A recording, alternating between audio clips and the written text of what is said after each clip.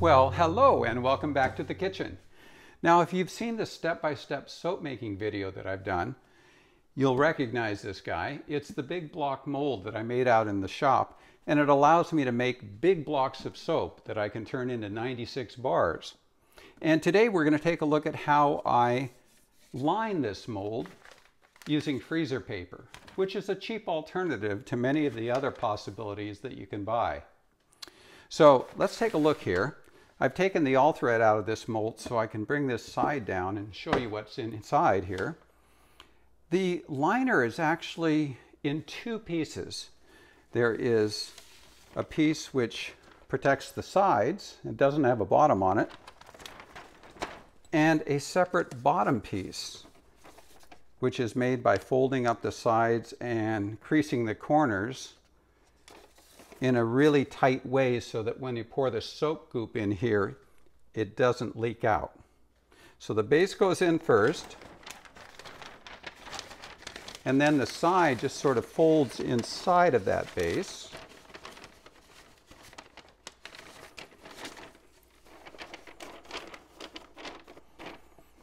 And these two pieces end up getting taped together at the bottom, again so that the goop doesn't penetrate out and get on the wood surface.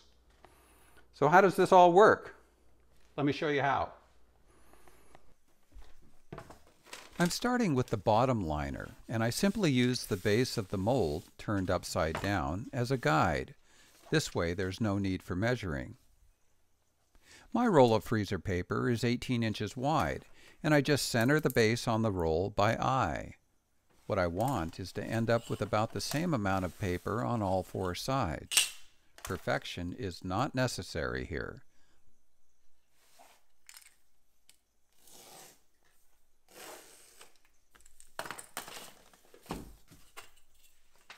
Now that I've got the right size of freezer paper, I again center the base by eye and then work my way around all four sides, creasing the paper to the exact size of the base.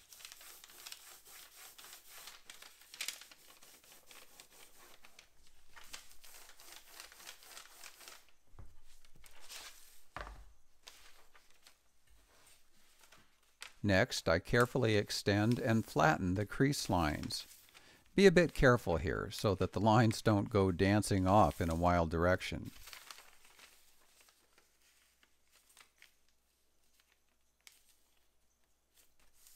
The goal here is to end up with crisp edges and corners, and you'll see why in a moment.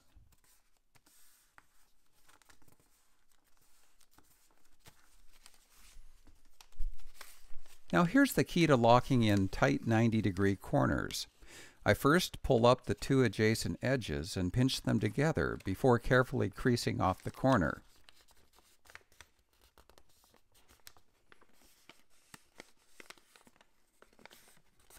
Then a tab of blue masking tape, which I can easily remove later, secures the seam.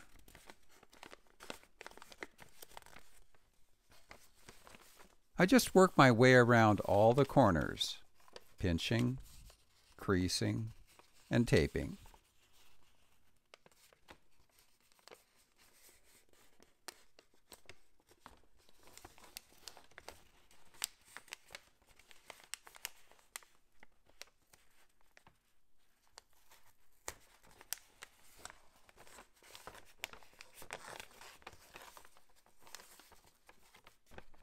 Here's a good close-up. For some reason, this makes me think of my mom teaching me how to make my bed when I was a little guy, except upside down.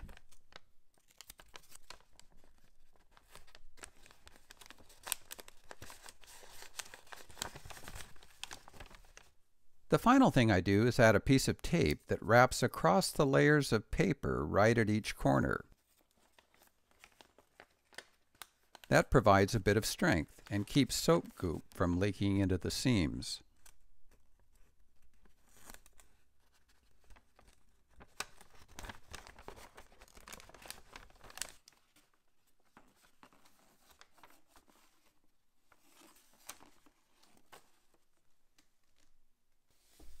The side liner is next.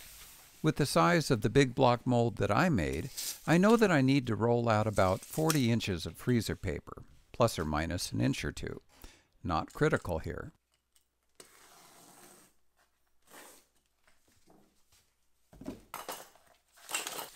Then, since the paper roll is 18 inches wide and the side liner needs to be only 11.5 inches, I need to slice off the extra. My way of doing this is to first fold the 40-inch length approximately into thirds, which allows me to mark and cut it more easily.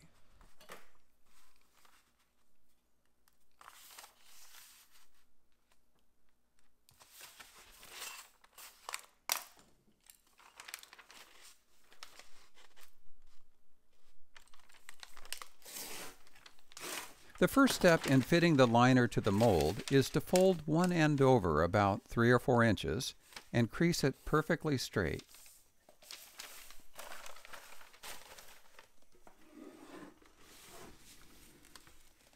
Then I tip the mold over on its side and position that creased edge tight to one corner.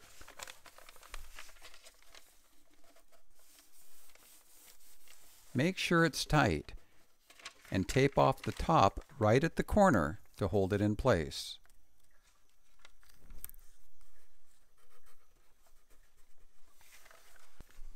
Then I rotate the mold, make sure to slide the seam up tightly to the corner, and add another tab of tape to hold the position.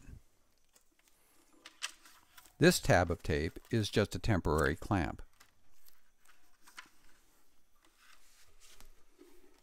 From here on out, it's just a matter of creasing the liner paper carefully into each corner and using the tabs of tape to keep the paper in position.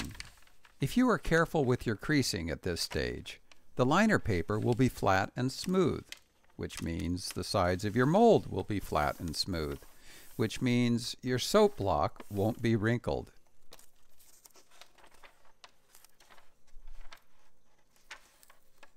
I've been experimenting with using the back side of a dull table knife to crease some of the corners. Seems to work pretty well. I just have to make sure not to accidentally slice any holes in the liner, which kind of defeats the purpose. And here's the side where the two ends come together and lap over each other.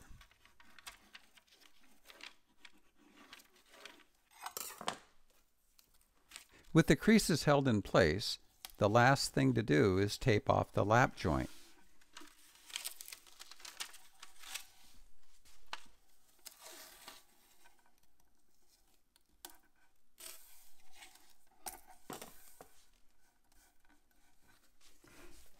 Now that both the base liner and the side liner are done, I have to put the two together, and I start by removing the tabs of tape and pulling the side liner free of the mold.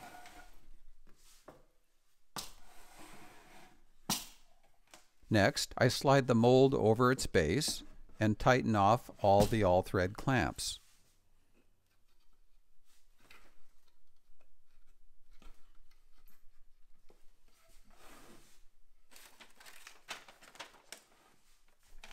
Then I carefully float the base liner downwards.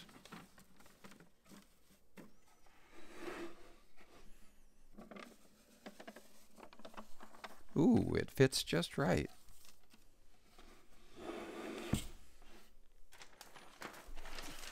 Now the side liner, which needs to be a bit of a contortionist at first. Just be patient and work it carefully into position.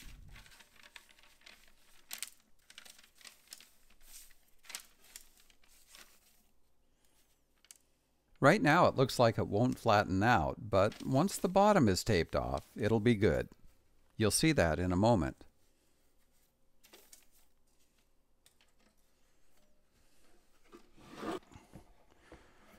Okay, it's really tough for you to see inside of here. It's all dark, so what I'm going to do is take my other sample. It's got the side piece and the base piece, and I'm going to show you on this what I'd be doing inside of here, and you can't see it nearly as well here. So let me just cut this away a little bit.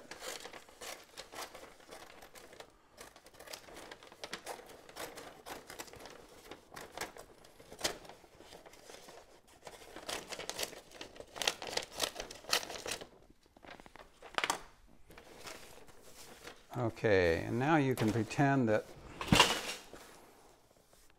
what you see inside here is the same thing you would see inside here, which is the side piece where it meets the base. There's a little bit of a margin down in here where we can tape it up. And you can see that I've already taped up this edge here and these two ends. And so all I have to do inside of the case or the mold is pull out a length of tape. And of course I have to reach in there kind of carefully and align this tape so that it tapes the side piece down to the bottom piece. Hopefully you can kind of see that in there.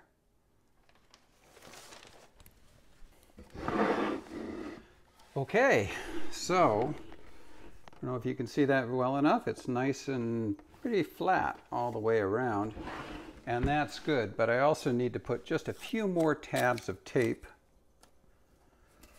along these edges so that when the soap goes in, everything stays nice and flat. If there are a bunch of wrinkles in this freezer paper, then that will, you would think the goop would be strong enough to push it against the mold face, but my experience has been that some of those wrinkles telegraph through to the soap. So best to get it as flat as you can. Okay, one more here. I hope you've appreciated what you've seen. If you have, hit that subscribe button. There'll be more coming. And you'll see links at the end for the other companion videos in this soap making series. So thanks so much for watching. We'll see you next time.